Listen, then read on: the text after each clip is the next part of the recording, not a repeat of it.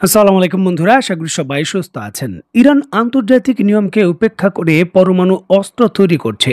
আর এটা যদি করা হয় তাহলে পরমাণু অস্ত্ররোধক যেই চুক্তি রয়েছে, সমঝোতা রয়েছে, সেটা ভেঙে পড়বে। পৃথিবীর বিভিন্ন দেশ এই অস্ত্র প্রতিযোগিতার অধীনে পরমাণু অস্ত্র তৈরি করবে, যেটা পুরো পৃথিবীর নিরাপত্তা ব্যবস্থাকে আরও ঝুঁকিপূর্ণ করে তুলবে। এই ধরনের নানান অভিযোগে ইরানের বিরুদ্ধে সামরিক হামলা করেছে যুক্তরাষ্ট্র এবং পশ্চিমা বিশ্বও কিন্তু খুবই সক্রিয়। তবে নজিরবিহীনভাবে এখানে লক্ষণীয়, উত্তর কোরিয়া বহু পূর্বেই পরমাণু অস্ত্র নিজেরা আয়ত্ত করেছে এবং বর্তমানে প্রায় ৬০টির বেশি পরমাণু বোমা রয়েছে। তারপরও উত্তর কোরিয়ার বিরুদ্ধে আজও পর্যন্ত যুক্তরাষ্ট্র একটি মিসাইল হামলারও সাহস দেখায়নি। দেখুন, সক্ষমতা কথা বলে। বর্তমানে উত্তর কোরিয়ার হাতে বিভিন্ন রেঞ্জের আন্তঃমহাদেশীয় ব্যালিস্টিক মিসাইল রয়েছে। এর মধ্যে রয়েছে হুয়াসুং ১৭ নামক হাইপারসনিক ব্যালিস্টিক মিসাইল, যেটা গ্লাইড ভেহিকেলের মতো কাজ করে এবং যুক্তরাষ্ট্রের ভূখণ্ডের যে কোনো জায়গায় হিট করতে পারে এবং যুক্তরাষ্ট্র সেটা কোনোভাবেই প্রতিহত করতে পারবে না।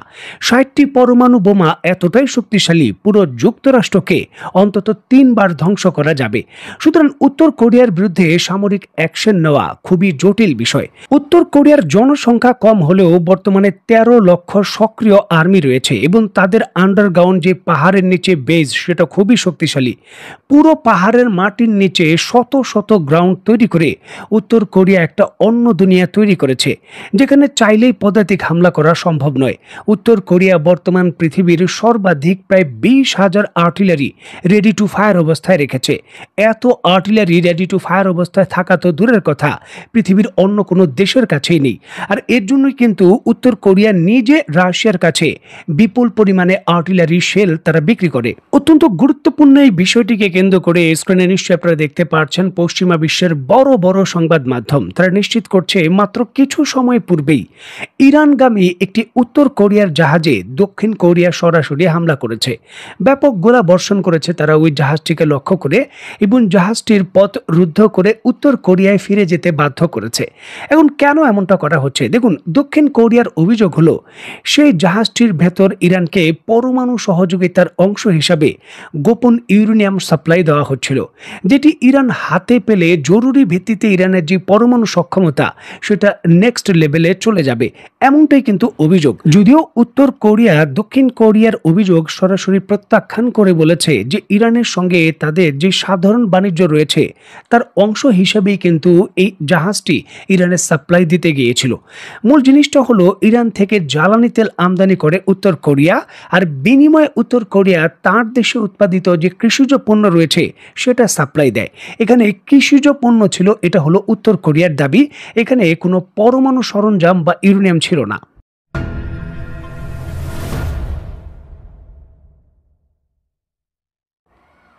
উত্তর কোরিয়ার জাহাজের উপর এই হামলা এবং দক্ষিণ কোরিয়ার এই শক্তিশালী অ্যাকশন, এর পূর্বের এই সকল ঘটনা শুরু হয় গতকালকে, যখন হঠাৎ করেই দক্ষিণ কোরিয়া তার গোয়েন্দা সংস্থার রিপোর্টের উপর ভিত্তি করে রিপোর্ট প্রকাশ করে উত্তর কোরিয়ার কাছে বর্তমানে ৬০টি পরমাণু বোমা ছাড়াও অতিরিক্ত প্রায় ২,০০০ কেজি বা ২ টন সমপরিমাণে ৯৫% পরিশোধিত ইউরেনিয়াম রয়েছে, যেগুলো পরমাণু বোমা তৈরি করার জন্য প্রস্তুত এবং অন্তত পক্ষে ১০০টি পরমাণু বোমা অতিরিক্ত তৈরি করা যাবে। উত্তর কোরিয়া এই বিশাল ইউরেনিয়ামের যে মজুদ রয়েছে সেখান থেকে একটা উল্লেখযোগ্য অংশ তৃতীয় দেশে রপ্তানি করতে চাচ্ছে। ইরানের নাম সরাসরি উল্লেখ করেনি দক্ষিণ কোরিয়া, তবে সেটা তারা অভিযোগ করে গতকালকে।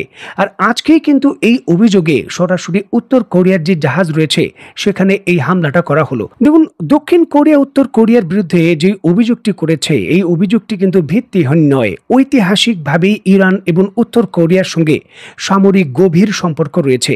ইরানের মিসাইল উন্নতি এবং পরমাণু সহযোগিতার ক্ষেত্রে উত্তর কোরিয়ার বড় অবদান রয়েছে। আপনাদের বোঝার স্বার্থে উত্তর কোরিয়া এবং ইরানের সামরিক সম্পর্ক সম্পর্কে যদি আমি বলি, তাহলে ইরান এবং উত্তর কোরিয়ার সামরিক সম্পর্ক শুরু হয় ১৯৮০-র দশকে, যখন ইরান এবং ইরাকের যুদ্ধ চলছিল। আর ওই সময় নজিরবিহীনভাবে পৃথিবীর প্রথম দেশ হিসাবে উত্তর কোরিয়া সাবেক সোভিয়েত ইউনিয়নের প্রযুক্তিতে তৈরিকৃত যে ক্রুজ মিসাইল রয়েছে ইরানকে প্রথম ডেলিভারি দেয়। দেখুন, ইরানের আজকে ব্যালিস্টিক মিসাইলে এই যে বড় সক্ষমতা অর্জন, এর হাতে খড়িও কিন্তু উত্তর কোরিয়ার মাধ্যমে শুরু হয়েছে। ১৯৯০-এর দশকে উত্তর কোরিয়া এই টেকনিক ইরানকে দেখায় যে মাটির নিচে যুক্তরাষ্ট্রের হামলাকে উপেক্ষা করে কি করে আন্ডারগ্রাউন্ড শেল্টার, ভূগর্ভস্থ যে সুবিধা সেটা নির্মাণ করতে হয়। তারা তাদের পাহাড়ের নিচে এগুলো নির্মাণ করেছিল। সেই টেকনিকই কিন্তু তারা ইরানকে দেয়। পরবর্তী সময়ে এই টেকনিক আমরা হামাসকে ব্যবহার করতে দেখেছি, আমরা দেখেছি এই টেকনিক হিজবুল্লাহকে ব্যবহার করতে। তবে প্রথম এটা তৈরি করেছে উত্তর কোরিয়া। যে উত্তর কোরিয়ার যে নোডাং মিসাইল রয়েছে তার হুবহু কপি হলো শাহাব-3 মিসাইল, যেটা ১৯৯৫ সালে সর্বপ্রথম ইরান তৈরি করে। ২০২১ সালে সর্বপ্রথম উত্তর কোরিয়া ইরানকে দূরপাল্লার যে ব্যালিস্টিক মিসাইল উন্নয়ন রয়েছে সেখানে সরাসরি সহযোগিতা শুরু করে। আর এরপরই কিন্তু ইরানের লং রেঞ্জ মিসাইল তৈরি শুরু হয়। দেখুন, ইরানের আজকে যে শাহাব-1 মিসাইল রয়েছে সেটা উত্তর কোরিয়ার হুয়াসুং-5 উপর ভিত্তি করে তৈরি। এছাড়াও ইরানের শাহাব-2 যে মিসাইল রয়েছে সেটা হুয়াসুং-6 উপর নির্ভর করে তৈরি। দেখুন, আজকে ইরানের যে খোরাম-শাহার-5 মিসাইল নিয়ে আমরা এত কথা বলছি, আন্তঃমহাদেশীয় ব্যালিস্টিক মিসাইল ১২,০০০ কিলোমিটার রেঞ্জ। এই খোরাম-শাহার যে 1 মিসাইল রয়েছে সেটা প্রাথমিকভাবে কিন্তু ইরান এর প্রযুক্তি উত্তর কোরিয়া থেকে পেয়েছিল। উত্তর কোরিয়ার যে মুদান নামক মিসাইল রয়েছে সেই মিসাইলের কপির উপর ভিত্তি করেই খোরাম-শাহার-1 তৈরি হয়, যেটা ধাপে ধাপে ইরান এখন 5-এ আনছে এবং এটা এত শক্তিশালী হয়েছে।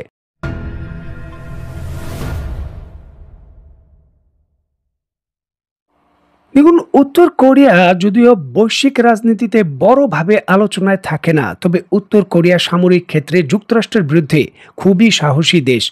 যেইভাবে তারা রাশিয়ার সঙ্গে নতুন করে ন্যাটো স্ট্যান্ডার্ডে চুক্তি করে রাশিয়ার ভেতর ১ লক্ষের বেশি সেনা প্রেরণ করেছে এবং যেইভাবে অস্ত্রের সাপ্লাই দিয়েছে, এই কাজটা কিন্তু চীন নিজেও করতে পারেনি, বা ভারতের মতো রাশিয়ার দীর্ঘকালীন মিত্র রয়েছে তারাও কিন্তু করতে পারেনি।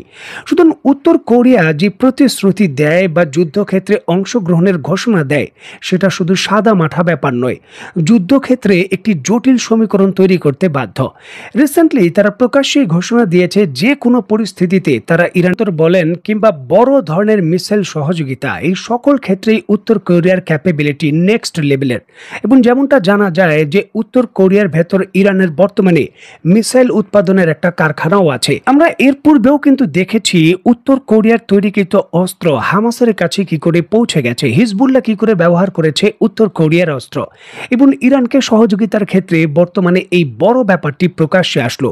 পরিষ্কারভাবে বোঝা যাচ্ছে যে মধ্যপ্রাচ্যের বিভিন্ন দেশের বিরুদ্ধে এবং ইসরায়েলের বিরুদ্ধে যে নতুন সংঘর্ষের কথা চিন্তা করা হচ্ছে, সেখানে ইরানের অন্যতম গুরুত্বপূর্ণ মিত্র হিসাবে উত্তর কোরিয়াকে একটি বেস্ট অ্যালাই হিসাবে ধরে নেওয়া যায়। কারণ উত্তর কোরিয়া এখন পর্যন্ত রাশিয়ার মতো কোনো দ্বৈত আচরণ করেনি, যেমনটা প্রতিশ্রুতি দিয়েছে তেমনটা বাস্তবায়ন করছে। সুতরাং পরবর্তী সময় উত্তর কোরিয়ার ভূমিকা ইসরায়েল এবং ইরানের যুদ্ধে একটি গুরুত্বপূর্ণ কি পয়েন্ট হবে।